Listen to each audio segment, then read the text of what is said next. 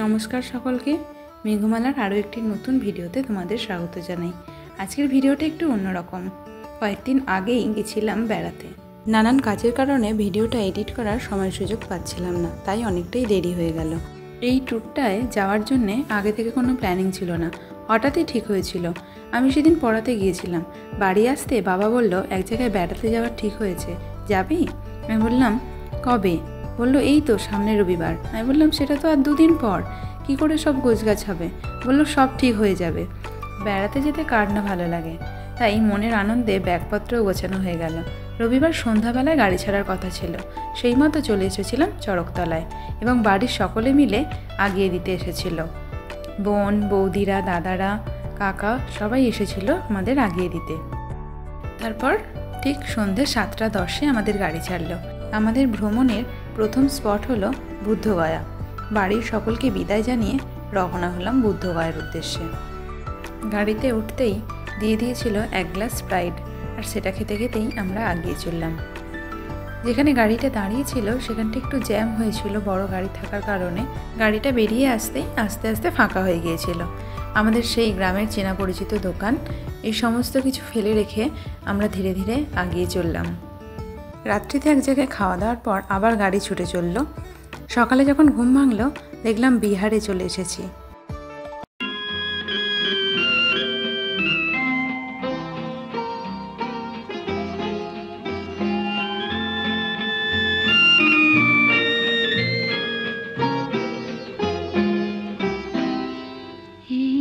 আকাশ নতুন, বাতাস নতুন, সবই তোমার জন্য। চোখে নতুন চাওয়া দিয়ে করলে আমায় ধন্য।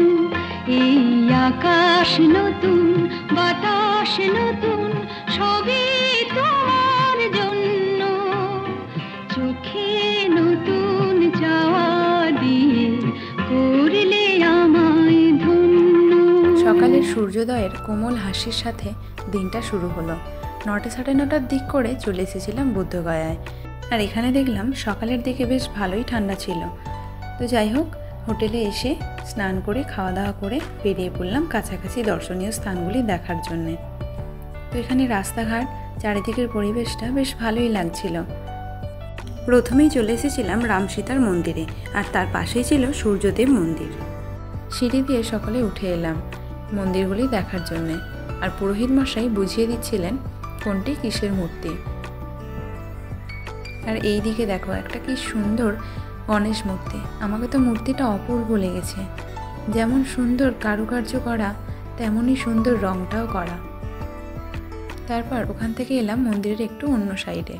এদিকে এসে দেখলাম একটি বিশাল বড় নদী, এটাই হলো সেই ফল্গু নদী। ফল্গু নদীর কথা আমরা অনেকেই বইতে পড়েছি। তো যাই হোক, ওখানে মন্দির দর্শন করে আবার চলে এসেছিলাম অন্য একটি মন্দির দর্শনে। মন্দিরগুলিতে অনেক ব্রাহ্মণ একসাথে পুজো করছিলেন এবং সাধারণ মানুষেরা পুজো দিচ্ছিলেন ও তাদের মনস্কামনা জানাচ্ছিলেন। সকালের দিকে যেমন ঠান্ডা ছিল, তেমনি বেলাতে রোদ উঠতেই গরমও লাগছিল বেশ। মন্দির চত্বরে দাঁড়িয়ে কয়েকটা ছবি তুলে নিলাম একসাথে। আর আমাদের সাথে যেসব সঙ্গীরা বেড়াতে গিয়েছিল তাদের সাথেও কয়েকটা ছবি তুলে নিলাম। এইগুলোই তো রয়ে যাবে স্মৃতি হিসাবে। আর এই যে মন্দিরটা দেখছো, এই মন্দিরটাই হলো সূর্যদেব মন্দির। প্রত্যেকটি মন্দির চত্বরেই বড় বড় এবং অনেক পুরানো গাছ, কোথাও অশ্বত্থ গাছ, কোথাও বট, কোথাও নিম। এই গাছগুলো প্রত্যেকটা মন্দিরেই বলা যায় আছে। আর প্রত্যেকটা মন্দিরের মাথায় একটি করে পতাকা।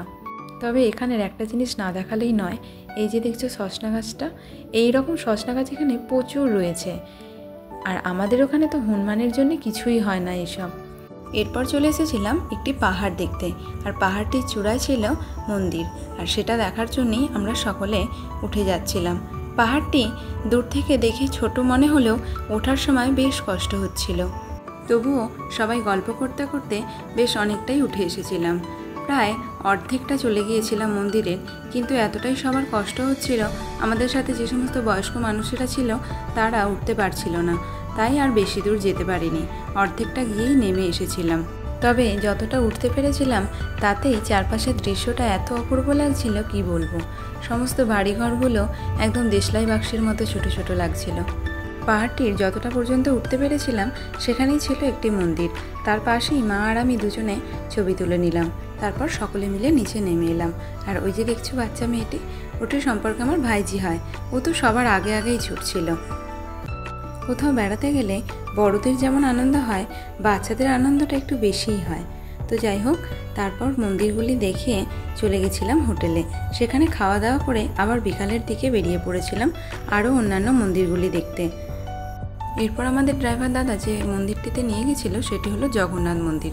আর এই যে দেখছো বিল্ডিংটা, এটি হলো এখানের প্রাথমিক বিদ্যালয়। আর এই দিকে ছিল রাম জানকী মন্দির, আর ওই দিকে ছিল জগন্নাথ মন্দির। তো ওটাতেই এখন যাচ্ছিলাম দেখতে। এটাই হলো জগন্নাথ মন্দিরের প্রধান প্রবেশপথ। ভিতরে প্রবেশ করে যখন মন্দিরটির কাছে গেলাম, দেখলাম সত্যি মন্দিরটিতে অপূর্ব কারুকার্য করা রয়েছে। তবে ওখানে মোবাইল নিয়ে যাওয়া নিষিদ্ধ ছিল, তাই ছবি তুলতে পারিনি। আর এই যে দেখছো মন্দিরটি, এটি হলো বৌদ্ধ মন্দির। এই মন্দিরটিও অপূর্ব কারুকার্য করা, ওখানেও মোবাইল নিয়ে যাওয়া নিষিদ্ধ ছিল। আর পাশেই ছিল আরও একটি বৌদ্ধ মন্দির। এখানেও আগের মন্দিরটির মতনই একটি বৌদ্ধ মূর্তি বসানো। তবে আগের মন্দিরটিতে বৌদ্ধ মূর্তিটির জৌলাসটা যেন আরও বেশি ছিল। পিছনে এটার যেমন দেখছো পাথরগুলি জ্বলজ্বল করছে, মূর্তিটির ঠিক পিছন দিকে সেখানেও ছিল, তবে সেটি যেন আরও উজ্জ্বল ছিল। মন্দিরের ভিতরের দেয়ালে বুদ্ধদেবের জীবনীর নানান ছবি আঁকা। কোনোটিতে তিনি তার শিষ্যদের শিক্ষা দিচ্ছেন, তো কোনোটিতে তিনি রয়েছেন ধ্যানে মগ্ন। অপূর্ব লাগছিল চারিদিকটা দেখতে। এরপর যে মন্দিরটিতে এসেছিলাম সেটি হলো জৈন মন্দির। আর ভিতরে প্রবেশ করতেই দেখলাম একটি বিরাট হল রুম, হয়তো এখানেই বসে প্রার্থনা হয়। আর ভিতরে নানান রকমের বৌদ্ধ মূর্তি প্রতিষ্ঠা করা। আর মন্দিরটির ওপরে আসতেই দেখলাম বুদ্ধদেবের একটি মূর্তি স্থায়িত করা।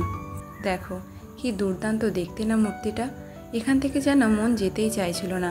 বুদ্ধগয়াতে আমাদের দেখা এটাই ছিল শেষ মন্দির। মনটা যেন শেষে অপূর্ব শান্তিতে ভরে গেল। তারপর আবার হোটেলে ফিরে এলাম। এখানে রাত্রিতে খাওয়া দাওয়ার জন্য রান্নাবান্না হচ্ছিল। আর এখানে আমার বাবা আর মা দুজনে বসে সিনেমা দেখছিল। কখন যে ভিডিও করে নিয়েছি বুঝতেই পারিনি।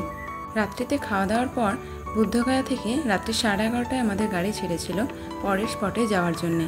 তো নেক্সট ভিডিওতে তোমাদের দেখাবো এরপর কোথায় গেছিলাম। চলো আজকের মতো ভিডিওটা তাহলে এখানেই শেষ করছি। আমাদের বুদ্ধগয়া ভ্রমণের ভিডিওটি কেমন লাগলো কমেন্টে জানিও। ভালো লাগলে একটা লাইক করে দিও। আরও নতুন নতুন ভিডিও পেতে আমার চ্যানেলটি সাবস্ক্রাইব করে পাশে থেকো। নমস্কার।